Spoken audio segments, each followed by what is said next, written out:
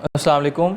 अच्छा, तो last session में हमने सिलेक्शन टूल्स डिस्कस किए थे। ये हमारे पास जो तीन बेसिक सिलेक्शन टूल्स होते हैं, इसमें कुछ इसके अंदर भी कुछ टूल्स होते हैं, तो हमने वन बाय वन प्रैक्टिकली उन्हें देखा था। सिलेक्शन टूल मैं फिर बताता चलूँ, सिलेक्शन क्रिएट करने के लिए इस्तेमाल होते हैं।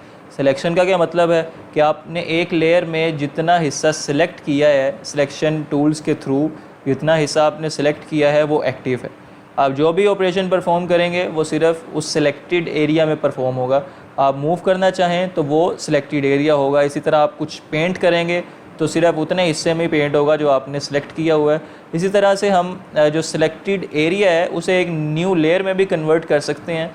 वो भी मैंने आपको बताया था कि वो कन्वर्ट करने के लिए आप पहले जितना हिस्सा आपको चाहिए उतना सिलेक्ट कर लेंगे सिलेक्शन टूल्स के थ्रू, आप जो भी इस्तेमाल करना चाहें उसमें, और उसे सेलेक्ट करने के बाद आप कंट्रोल जे दबाएंगे तो वो उतने सिलेक्शन एरिया की एक न्यू लेयर बना देगा।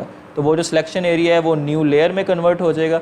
इसी तरह आप सिलेक्शन को ख़त्म करने के लिए कंट्रोल डी दबाते हैं, उससे वो डी सेलेक्ट हो जाता है, या ऊपर वो मेन्यू बार से भी आप सेलेक्ट करके उसे डी सेलेक्ट कर सकते हैं। तो ये हमने लास्ट सेशन में ये बातें कुछ की थी, मैंने कहा उसे रिपीट कर दूँ। अच्छा, सिलेक्शन टूल से रिलेटेड एक चीज़ रह गई थी, वो मैं आपको क्विकली बताता चलूँ, उसके बाद हम जो दूसरे टूल्स हैं उनकी तरफ बढ़ेंगे। सबसे पहले हम वर्क स्पेस क्रिएट कर लेते हैं। यहाँ से 1000 बाय 1000 की कर लेते हैं। ये हमारे पास वर्क स्पेस आ गई।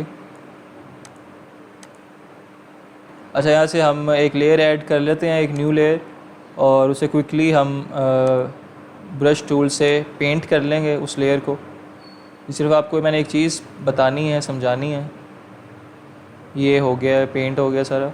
हम ये रेक्टेंगुलर मार्की टूल है जो, इससे हम थोड़ा सा एरिया सेलेक्ट कर लेते हैं लेयर में से। ये हमने सेलेक्ट कर लिया।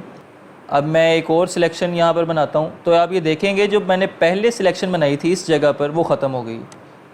अब ये लास्ट वाली सिलेक्शन जो भी मैंने इधर बनाई है वो इससे ख़त्म हो गई है। तो अगर आप चाहते हैं कि उसी लेयर पर एक से ज़्यादा आप सिलेक्शंस कर सकें एट अ टाइम, तो उसके लिए आप ये देखें, ये इस पर क्लिक करेंगे, ऊपर एक टूल दिया गया। अब ये देखें, वो सिलेक्शन भी मौजूद रहेगी और आप यहाँ पर जितनी भी सिलेक्शंस करेंगे वो यहाँ पर आती जाएंगी। एक से ज़्यादा सिलेक्शंस करने के लिए एक लेयर पर आप ये टूल जो है वो इस्तेमाल करते हैं।